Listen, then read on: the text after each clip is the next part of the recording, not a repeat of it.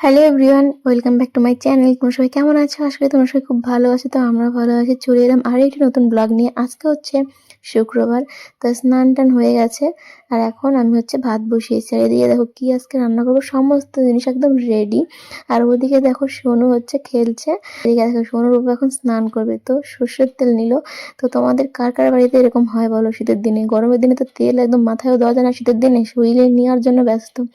তো এত রোদ্র উঠে গেছে, তারপরে ওনাকে তেল নিয়ে স্নান করতে হবে। তা আমি ওকে বলছি, তুমি মাথায় তেল নিচ্ছ না চুলে তেল নিচ্ছ? দেখো তেল নেওয়া, দেখো শুধু চুলগুলোতে লাগাচ্ছে তেল। আর একটা জিনিস তোমাদেরকে বলি, সেটা হচ্ছে শীতের দিনে যদি নাভিতে তেল নিয়ে সরিষার তেল নেওয়া যায় তাহলে কিন্তু ঠোঁট নাকি ফাটে না। এটা আমি বাবার কাছে শুনেছিলাম, তো ওটাই আবার সোনুর বাবাকে বললাম, ও আবার ওই জিনিসটা ট্রাই করলো।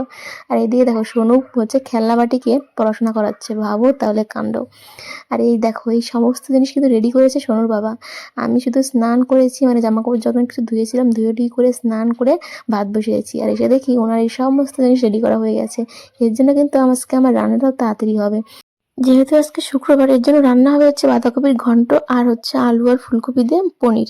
আর এদিকে দেখো আজকে কিন্তু ভালোই রোদ্র উঠেছে, আর এদিকে মধ্যে আমার রান্নাও কিন্তু হয়ে গেছে। তো দেখো বিকেলবেলা চলে এসেছি বাবার বাড়িতে। এখন আমার এটা রোজকারের ডিউটি বলতে পারো। বাড়ির ডিউটি এক, তারপরে বিকেলবেলা আর একটা ডিউটি সোনুকে নিয়ে এখানে আসা। আর এই দেখো এখানে আজকে মন্দিরের কতটুকু কাজ হয়েছে ওটা দেখছিলাম সবাই মিলে। তো ভেতর থেকে দেখা যায় না পুরোটা, কিন্তু বাইরে থেকে দেখা যায় উপরে কি কাজ হচ্ছে। তো উপরে হচ্ছে পদ্ম ফুল হবে, তো সেরকমই একটা কি গোল একটা বানিয়েছে, তারপর একটা ফুলের টবের মতো যেমন উল্টো দিকে রাখা সেরকম মনে হচ্ছে। তো পুরো মন্দিরটা কমপ্লিট না হওয়া পর্যন্ত না কেউ আমরা বুঝতে পারছি না যে কেমন লাগবে দেখতে, কিন্তু আমি জানি বেশ ভালোই লাগবে। আর এদিকে দেখো মা আবার গাছের হচ্ছে শুকনো ডালগুলো পেরে দিচ্ছিল, যেগুলো ডাল হচ্ছে কিছুদিন আগেই কারেন্টের অফিস থেকে এসে কি কেটে দিয়েছে। আর আমাদের কিন্তু এই মন্দিরের সামনে বাড়ি ঢোকার মেন গেট হবে, আর সামনে যতগুলো গাছ আছে অনেকগুলো গাছই কাটা পড়বে। তো বাড়িটা একদমই হয়তো পুরো অন্য হয়ে যাবে। তো জানি না সেদিন কবে আসবে যখন পুরো বাড়িটা কমপ্লিট হবে। দেখো এখন বাজে হচ্ছে 6টা, এইমাত্র এ বাড়ি থেকে এলাম। আর আসার সময় আজকে জানো বাজার করে নিয়ে এসেছি, বাজার করে এনেছি। কি কি বাজার করে আনলাম জানো? বাজার করে এনেছি নতুন আলু, পুরনো যা আলু ছিল সব শেষ করেছি। এই যে আলু নিয়ে এলাম 2 কেজি।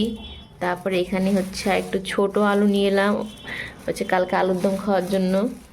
এটা ছোট আলু নিয়ে এলাম, কালকে খাবো আলুর দম। আর এখানে আছে একটা ক্যাপসিকাম, মটরশুঁটি, এই যে এটা নিলাম কালকের জন্য।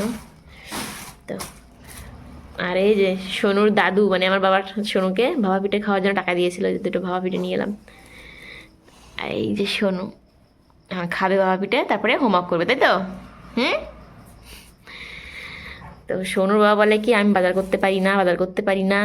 এই যে আস্তে আস্তে বাজার করাও শিখে নিচ্ছি, কীভাবে বাজার করতে হয় সবই শিখতে হবে, বোঝা গেছে এখন। আমি বাজার করতে পারি না বলে সোনুর বাবা আমাকে কত কথা শোনায়, কি বলবো তোমাদের। এর জন্য আস্তে আস্তে এখন বাজার করা শিখছি। তাছাড়া উপায় নেই, কথা শুনতে শুনতে আমি পাগল হয়ে যাবো। বাজার করতে পারি না, বাজার করতে পারি না।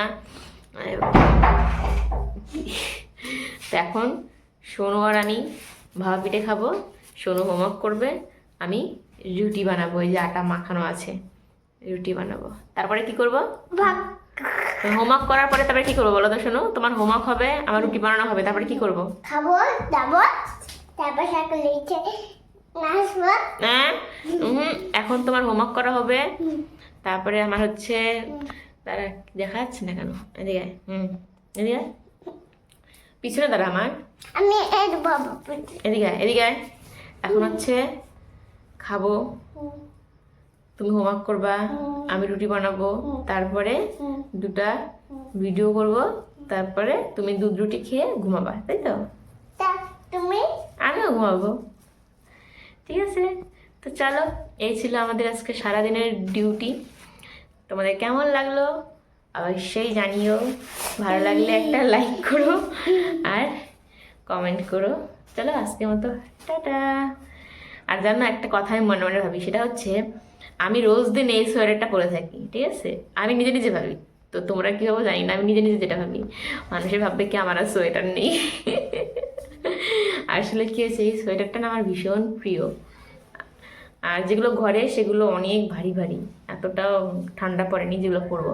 আর এমনি যে নর্মাল দুটো না 3টে সোয়েটার, ওগুলো না পরতে ইচ্ছা করে না। মানে ঝামেলা হয় সামনে কাটা না থাকলে, খোলো টোলো অসুবিধা হয় পরা কাজকর্ম করতে। তো এই সোয়েটারটা আমার এত প্রিয়, এটা হচ্ছে অনেক পুরনো, না হলেও 10 বছর হয়ে গেছে সোয়েটারটার বয়স। আমার এত ভালো লাগে সোয়েটারটা, বিশেষ করে আমার ফিটিং মানে একদম ঠিকঠাক হয় বলে এই সোয়েটারটা আমার ভীষণ প্রিয়।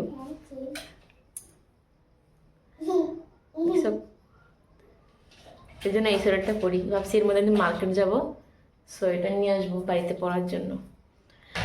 তো চলো আজকের মতো টাটা, দেখা হবে নতুন ব্লগে। সবাই ভালো থেকো, সুস্থ থেকো, আর আমাদের পাশে থেকো। শোনো টাটা করে দে।